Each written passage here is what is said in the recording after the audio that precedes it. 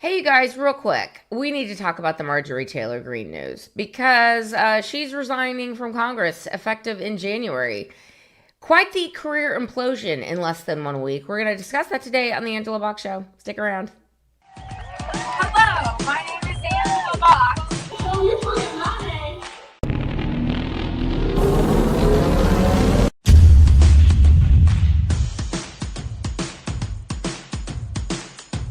Okay, real quick, I'm going to try and make this fast because this is sort of like a bye situation because Marjorie Taylor Greene has kind of been a thorn in the GOP side for a minute.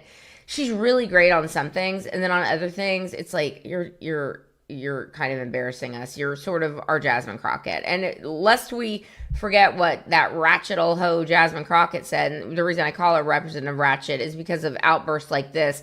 Remember what she said about Marjorie Taylor Greene a couple of years ago, which got us all on Marjorie's side? Roll that clip. Committee. Order, Ms. Crockett.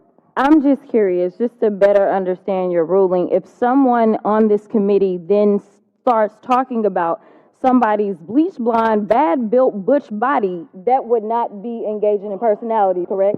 What now? Chairman, I make a motion to strike those words. Oh, but yes, how the tables have turned. We now have a situation where Marjorie Taylor Greene, because she came out against President Trump and essentially implied that he was a pedophile, because he wasn't going along with the timeline that the Democrats in Congress and Thomas Massie and Marjorie Taylor Greene thought he should be going along with when it came to releasing the Epstein files, not realizing he was playing these people like a fiddle for months, saying, I don't want them out. Oh, let's move on. And then, of course, the Democrats get all excited and like, what is he hiding? Marjorie, I thought you were smarter than that, girl. Okay? I thought you could understand the long game and the 5D chess that Donald Trump was playing, but I guess not. So that was strike one, honey. Strike two, and this has been ongoing. Marjorie Taylor Greene is one of these Republicans that is called an America Only person. And America Only says that we should just be completely isolationist. We don't want to have anything to do with any other countries in the world. We need to focus on ourselves, fix our own problems, and then maybe later we can revisit that. Now, that is not a terrible thing to say, to put on paper, but I don't think it's realistic. And so Marjorie, of course, has been very virulently against the state of Israel for these many years. And this is where she started to lose me because, and I'm not going to get into why I support Israel too deeply because I've done it before, except to say that I'm not an America only person. I'm an America first person. And having a stable democracy in the Middle East is good for the United States. It just is. Especially when Trump is now designating the Muslim Brotherhood as a terrorist organization. Like, we need non-crazy people over in the Middle East. Okay, anyway, so that's why obviously the whole Israel thing has split the MAGA base, which I don't understand, but it is what it is. Okay, so she did that. Then she announces that she's going to go on The View. Okay, she's going to go on The View, and she's going to give them what for. Well, obviously she did not give them what for. It was the most ridiculously ass-kissing, obsequious load of garbage I've ever seen. Roll the clip of her on The View, and then we're going to discuss it. There's a lot of paid social media influencers, and I found it very interesting that they were the MAGA accounts, but they're all paid, and they all attacked me when I announced I was coming to join you ladies on The View, and I think that's very weak and pathetic. But when I talk about weak Republican men, I'm pretty much talking oftentimes about the leadership in the House and the Senate, and they're not getting our agenda done.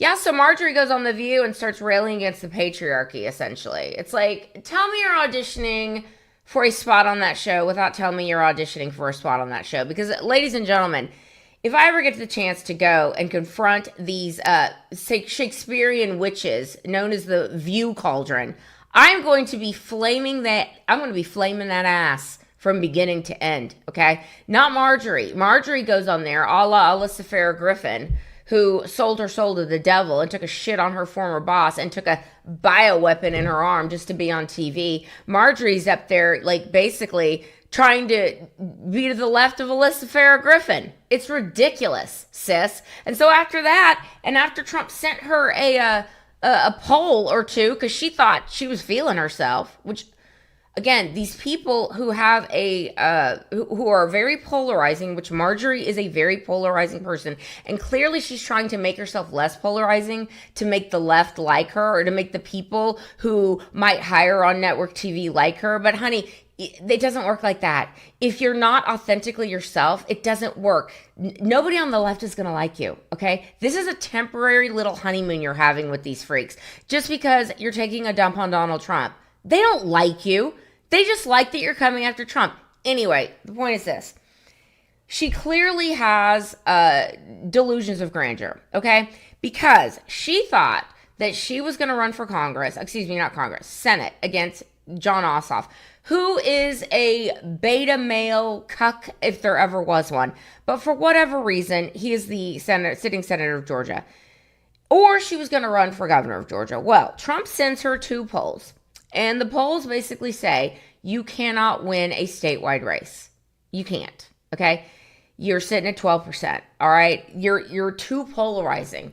And that's why you should stay in your lane, okay? Stay in your lane, stay in Congress, be a thorn in the side to GOP leadership if you must, but, like, get back on the MAGA train. And Marjorie's like, no, I'm not doing that. And so she, like, completely lost her damn mind.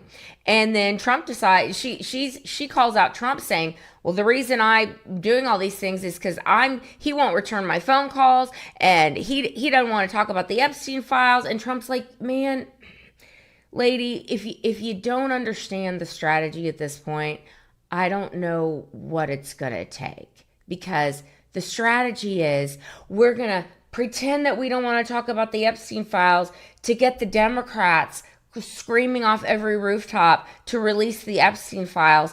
And then lo and behold, oh, well, Congress has passed it. I guess I'll sign it. Whoops. Dumb. Dumb, Marjorie. Dumb. You didn't play the long game. You didn't see the long game. You didn't see the 5D chess. You didn't see none of it. And what you're seeing right now is the nose in front of your face trying to get a job on a network of people who hate your guts. But by all means, flame on, and good luck to you, Marjorie, because I swear I have never seen such an implosion of a career like we saw with Marjorie Taylor Greene in less than a week. And now you've got a situation where you're going to try and kowtow to the very people you have been railing against your entire career. They're not going to respect you. They're not going to embrace you. They're going to be like, oh, she's a whore. Just like all of them, just like everybody else is, because everyone's got a price, don't they, Marjorie? Anyway, enjoy your new career, whatever that may be, and MAGA will go on without you, and we will be just fine. All right, that is where I'm going to leave today's video. Please let me know what you think down below. Like, subscribe, comment, do all the things. And until next time, everybody, keep kicking ass and taking names, and thy will be done. Peace.